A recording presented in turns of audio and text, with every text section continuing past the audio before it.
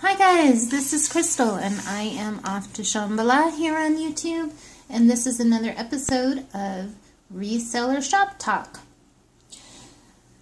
So in my camera lens here I have some drafting supplies, so I'm going to be talking a little bit about those today.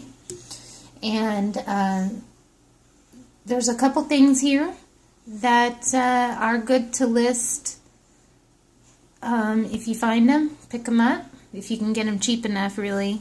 It's not like they're huge money, but there is one that is better than others. So I'll talk about those in a minute. And but first I want to talk about some SEO words that I think would be good to use if they are appropriate. If you have something that is a light pink, maybe sort of a beige pink, for lack of a better term, a good word, SEO word to use for that would be blush.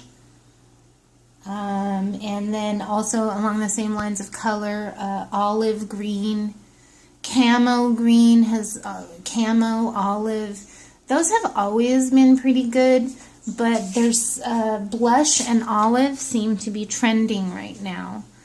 So whenever you get the chance to use those and they're appropriate, definitely try to specifically use blush and olive, especially in clothing if you're listing clothing. Also, I wanted to talk about a couple of good resources for just learning about things. I don't think I talked about this in my last video, but I might have mentioned it briefly, but I don't think I did. So, and I just didn't have time to check in. So anyways, if you've heard this before, sorry, you're going to hear it again. But I won't take too much time on this topic. But I found this really great YouTube channel called DenverBrassArmadillo. And Brass Armadillo is a chain of antique booth stores, and we have two of them in my area, in the Phoenix area, and there might be several of them in Colorado and some other places like Kansas and Iowa or something like that. I'd have to go back online, but they're only in about maybe 5 states, so maybe you know about them. But they're pretty large, and the two that we have here are really, I mean, if you like to shop that kind of stuff, I mean, you could just have a heyday in the booths in the Brass Armadillo. They're huge, and there's so much amazing stuff in there. I actually went in there and thinking about getting a booth. I don't know if I'm going to do it, but I checked it out, and the prices are relatively reasonable if you can put your pulse on the market, on that kind of market, and get the right kinds of things. I think you can make money. They have, at my Brass Armadillo, they have like a locked glass case that's relatively sizable. You could fit a good amount of things in the glass cases. I can't remember the exact size of them. Maybe the size of like a refrigerator. Anyways, and they're $86 a month basically, but after taxes and some extra fees, it's you're looking at $25 a week. And I think they take the money out every week or every 2 weeks. So you need to be selling $50, $60 a week in order to justify having one of those. And then the actual booths that are open, they're just under $200 or around $200 for the month. So anyways, that's Brass Armadillo in my area. And I think that's pretty much in line with what a lot of those places are doing. But they have a YouTube channel. The people in Denver are running this really great YouTube channel where they do live well, they'll sit there and talk about different antiques and the history of them and the values of things and various different topics having to do with various different types of antiques. In their coffee talk show, I think is what it's, coffee hour show or coffee talk. I can't remember what it's called, but they have something like that. And then there's another one that they do regularly where they do appraisals. And so that's interesting. You know, it's sort of like the Antiques Roadshow, but more real. Not that, I mean, I don't know. You know, it's more like, here's a bunch of duds and, oh, look, here's a few good ones, you know, so. Or at least you get an idea if something's a dud, like as in it's an antique that only sells for $35, but you picked it up for $5 at a garage sale. Well, you know what? Maybe it'll go for $35 on eBay. So to us resellers, that's not a dud. I mean, unless it's something that is a real pain in the butt to ship, or you run the risk of people wanting to return it, like certain items. You know what I'm talking about if you've been doing reselling for a while. So anyways, just great educational opportunities there on the Denver Brass Armadillo channel on YouTube. So definitely check that channel out. And I found another website that maybe you've already known about. It popped up when I did, oh, I can't remember what the search was that I did, but you know, if you're looking for information on learning, valuing antiques, there's covels.com or covels.com. It's KOVELS.com. Should pop right up. And I perused their website and I found it to be valuable. I have not created an account. Or did I create a free account? Well, anyways, they have like several levels of accounts. They have like a free account, and then they have the mid-level account where they give you more information, and then the best account, they give you even more information.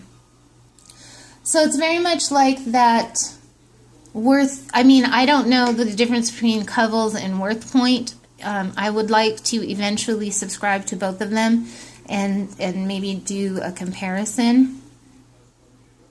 But I'd like to at least subscribe to that for a little while and spend some time on there and see if that's something that could be of value to me. I recently started to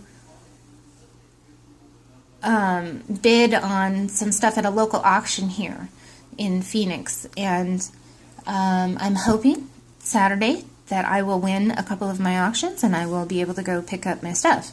And they have some amazing things at this auction, so I'm real excited about this new sourcing opportunity.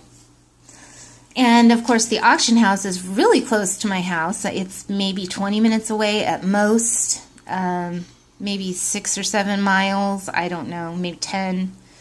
And so I'm real happy that I have this source now. So if I win my auctions, I will definitely be doing like an auction haul. So okay, let's see. So those were a couple of topics that I wanted to talk about today. But now I got 2 more. You know what? Before I talk about these drafting supplies, I want to talk about this dress. This is what is called an Eleanor Rose brand Silent Night Adeline dress. Here is the brand tag, Eleanor Rose. And if you find this dress, it can sell for up to $80 or $90. You know what, let me get this on there. Maybe $60. It should go pretty fast. Now, I have had this listed for a good 3 weeks or so, and it's been kind of floating between 90 and 65 depending on what my sale my current sale rate is. And as far as I know, it's authentic. It was given to me by, I'm selling it for my Matilda Jane gal that I'm selling about. She used to be a trunk keeper, and I'm selling all of her Matilda Jane stuff, and I've sold a ton of it. And she also had this and some other boutique dresses. This is like a boutique brand, Eleanor Rose. So anyway, so she gave me a little note on it that said, you know, sell it for 70 or 60 or something like that. Or, and I'm like, okay, I looked up the comps. I'm like, yeah, that looks good. And I identified it, and I'm like, yep, that's exactly what it is. The Silent Night Adeline dress. Adeline is the style, and then Silent Night is the actual name of the specific dress. So in Eleanor Rose, if there's a dress that, and they call it an Adeline dress, it will have this same form. But if it has a different print or some other unique design elements, but it's basically the same dress with the two little ruffles and no sleeves, it's called an Adeline dress. So anyway, so I had a lot of interest in this, and I was looking forward to it going really fast, and it wasn't really going anywhere, but I was pretty confident it was going to pretty soon. And then I got a message from somebody who said, this doesn't look like the other Adeline, the Silent Night Adeline dresses. I've never seen one with the red hem on the bottom. And I'm like, well, and she's all like, if this isn't, you know, I don't think this is authentic, but I'll give you $40 for it. And I sent her a message, and I said, well, I'm not going to sell it if it's not authentic, basically, and some other stuff. And I sort of explained the situation, and I suggested that perhaps the red on the bottom was added later because maybe the hem tore or something, and she had it repaired. So I said I need to check with my friend that gave this to me and find out what she knows. Because I said it's highly unlikely that she would have a fake dress. I mean, she just wouldn't. But that's not to say that she wouldn't have accidentally acquired a fake dress somehow without realizing it. I mean, I think that could happen to even the most conscious of all fashionistas. But I think it's authentic, and the other thing that I had suggested to this potential buyer was that maybe it was a sample dress, and then they decided not to go with the red on the bottom. Although I think it looks a lot better than the other dresses without the red on the bottom, but whatever. If it's not authentic, I'm not selling it, and I'm not risking my eBay account. Then the other thing that occurred to me, and at first I just thought she was just an authentic buyer, and she could just very well be an authentic buyer. I think it's highly likely. However, it occurred to me that it could be eBay vice.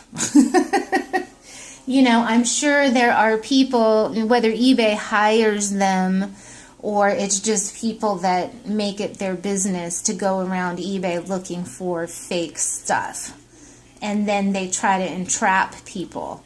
So she might have been trying to trap me into making a sale of an item that they would then accuse me of being fake. And I really don't think it's worth it. And that's another reason why well, it's not that I steer clear, but I'm not all that excited if I see a Coach or a Gucci, this, that, or the other thing. Or some of the other brands that are highly copied or counterfeited, whatever, because I just don't want to run into that problem. I mean, even, who is it? Chad Pagel. Somebody was accused that he was selling some old typewriter, and somebody was like, this is a fake. Like who?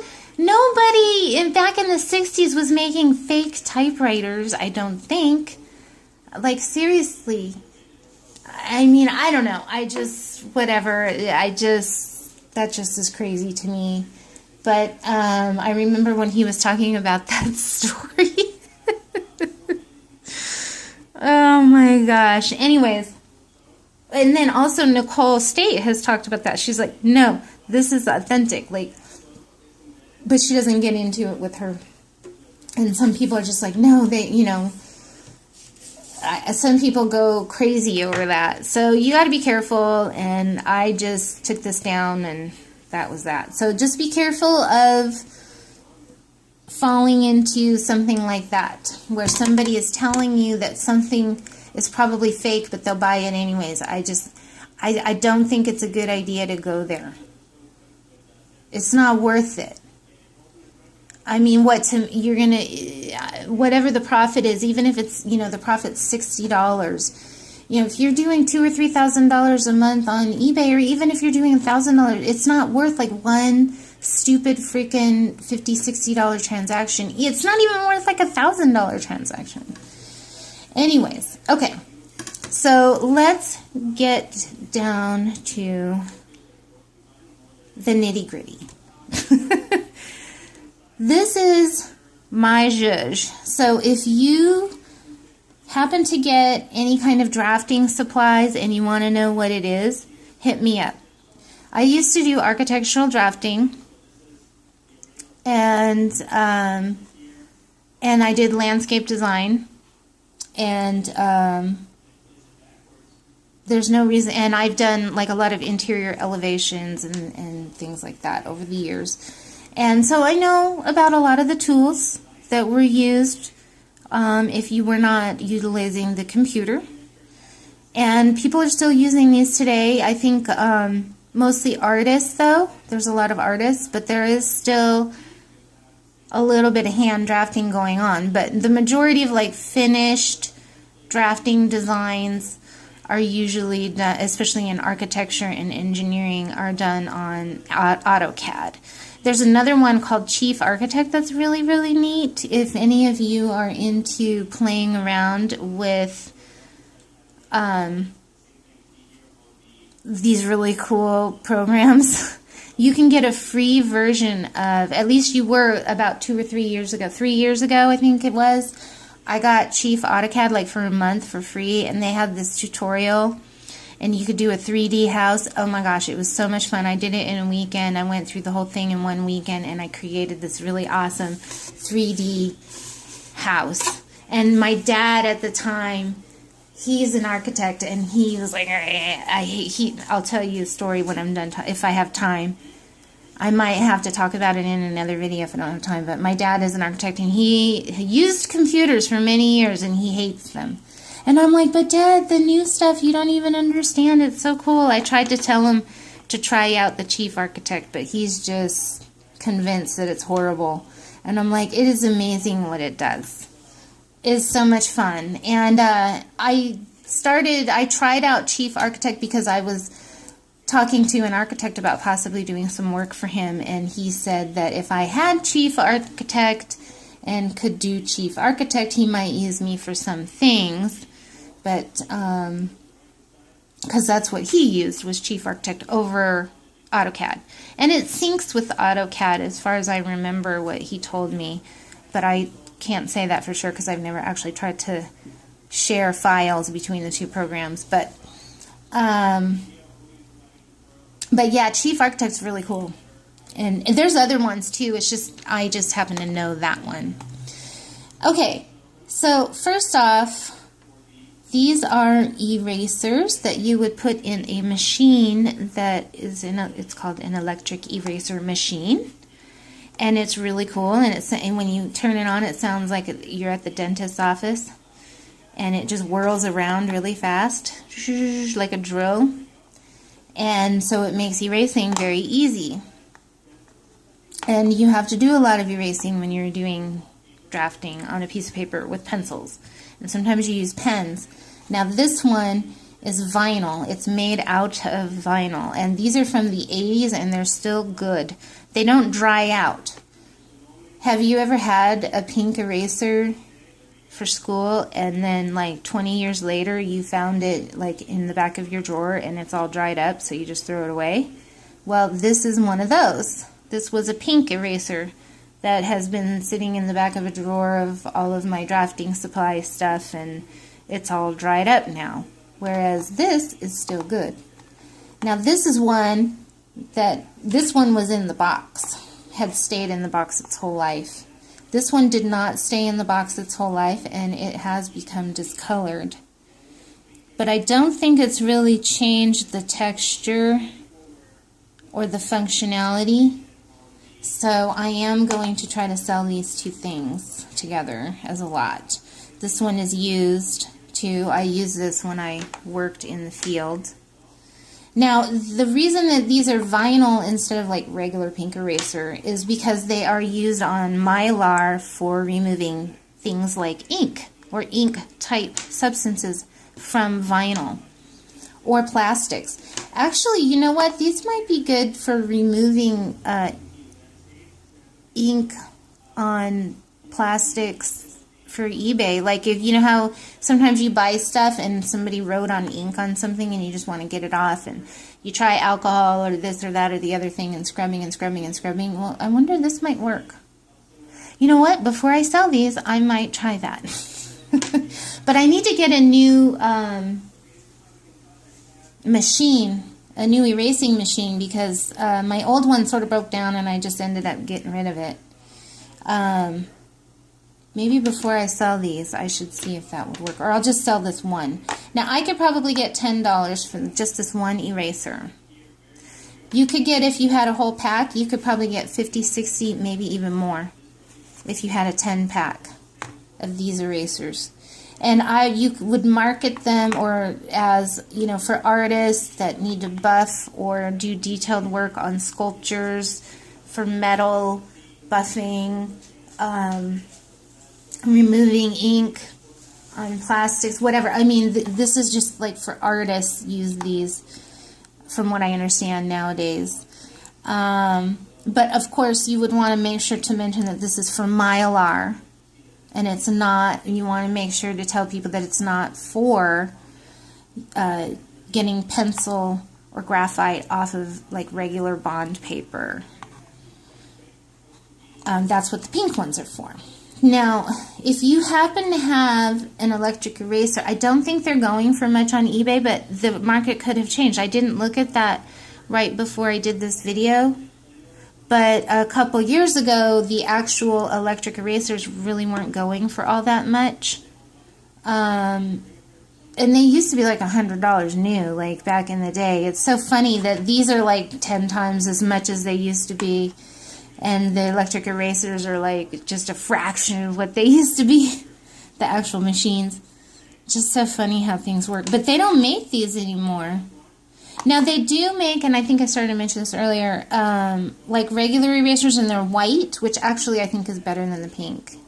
We always like the white erasers. And they used to make these in white too, but these were just always more readily available and cheap, these regular pink ones. And these ones we would use the most because we use pencil more than anything. And, but I think the white ones were better if you were working on Mylar versus bond, whereas this is better for vellum and bond paper. But anyways, nowadays you can get like maybe a 5-pack of erasers that are about like this long. What I'm showing right here between my fingers. And so the thing that sucks about that is that you really only get to use this much of the eraser. So if you're doing a lot of drawing, you're going to go through like one of these every couple days. Like, you know, when I was doing drafting full time, I would probably use up this much of an eraser I would probably go through at least one of these a week, let's just say. So you wanted a long one. You didn't want to have to be messing around with changing the eraser out. Not that it was a big deal, but you know how it is. I mean, every 5 seconds you don't want to have to stop, and the less you have to stop and do something else every day, the better. So anyways, but these are great. Now if you do find the pink ones and they're not dried out, then, you know, these are going to be worth some money too. Any of these erasers that are long like this, and they usually came in like some kind of a 10-pack. This is Kohinoor from Germany. A lot of stuff came from Germany. A lot of drafting supplies. And this is, you know it's vintage because it says West Germany on it. So, anyways, this is probably, I started with this in case I run out of time because I only have about 30 minutes. And I have a tendency to run on, and then stuff gets cut off. And I like to wait for the good stuff for the end, but this is probably the BOLO cool thing to find. And the other thing about it is super cheap to ship, doesn't take up any space. I love these things. This is definitely a great eBay item. These two, this would be my second choice. These are adjustable triangles. And I'm not going to go into a lot of details about them, but they open and shut. These are technically for, this one specifically that I'm holding up now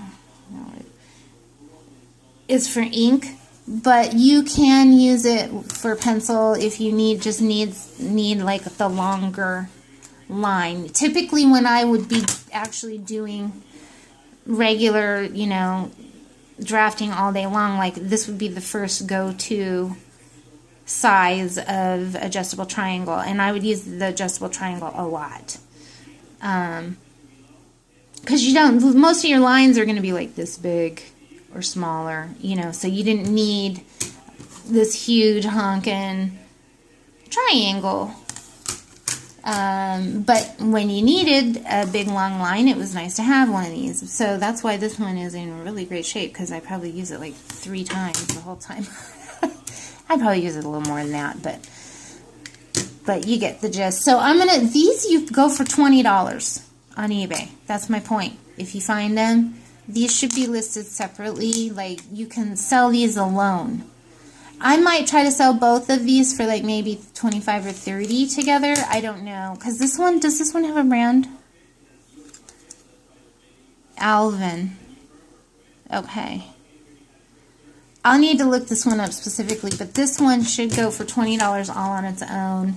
And hey, I'd rather do a $30 in one shot. Bam, here you go. Get it over with. But I don't know. We'll see. Maybe I'll list them separately. Another thing that would be good to list as like individual, or that you want to keep an eye out, are these guides. For some reason, these are lettering guides. So if you see this weird thing that looks like this with dots in it, in a circle, it's a lettering guide. And same with this. Now this is a little more self-explanatory. When you are, if you've ever looked at architectural plans or interior design plans, you'll see that there's writing, some sort of directions of some sort, things are labeled, and that's all done by hand. And so you would do a line here and a line here real light with your pencil, and then you could write in whatever you needed to say. And like typical. The word typical is used a lot in architectural drafting. I don't know about interior design or engineering, but you could write typical and it would be all nice and lined up just right. And of course there's, you know, smaller lettering here, larger lettering here. And then this just gives you more options. And with this one you would do like a little dot and a little dot wherever you needed your lettering to be. And then you would take your parallel bar, which is, I'm not going to get into that. And then you would draw the lines instead of having something like this. But you do them real light, or you use like a non-photo blue pencil. But most people professionally don't waste their time grabbing a different pencil. They just do it real light. And if a teeny tiny little bit of a line shows up in the end, no big deal, nobody cares. But yeah, as some of the purist architects would be like pissed off if you could see your guidelines. But frankly, I kind of like to see the guidelines a little bit. But, you know. Anyways, so then you should know what this is. This is not a ruler. This is a scale. And this is not something that you would try to draw a straight line with. This would be just something that you would use to measure with. Then you would take something like this to actually draw a line with. And this one is an engineer's scale. See how it says engineer. So if you see something like this that looks like a ruler and it's like a triangle, this is a scale, and this would be an engineer scale. And then if it's not, then they also have ones that are called architect scale, and they will say architect scale. And if you're not sure, if you look over here, they have these whole numbers. That is an engineer scale. An architect scale, let's see, I hope I grabbed it. Yeah, this is an architect scale. See? And it says architect. But you can also tell right away by looking over here. Oh, we're not even in the window. See how we've got these fractions? This is quarter-inch scale. This is very commonly used, 1/4 inch and 8 inch, 1/8 inch. This would be the scale that we would use in architecture quite commonly. So yeah, these are called scales, but we would also use these a lot in architecture, these are engineers ones. These are typically used for site plans or anything that's like exterior, basically. I don't know. Maybe there was some parts of projects that I never worked on where engineer scales were used. I did a lot of elevations. So I got to do the fun stuff, frankly. Anyways. So, these aren't necessarily that valuable. Maybe if you have a big lot of them, these scales, like you don't necessarily want to sell them alone. I mean, it's a couple bucks. So I have a bunch of these, and I'm selling these and these French curves and all of these templates. This is just a small smattering of templates. These are templates. And if you have a big lot of them, like maybe 40 or 50, you might be able to get $60 to $80. So that's what I'm going to do. I'm going to, hopefully get $80 for a big lot of like some of these scales. These are called French curves.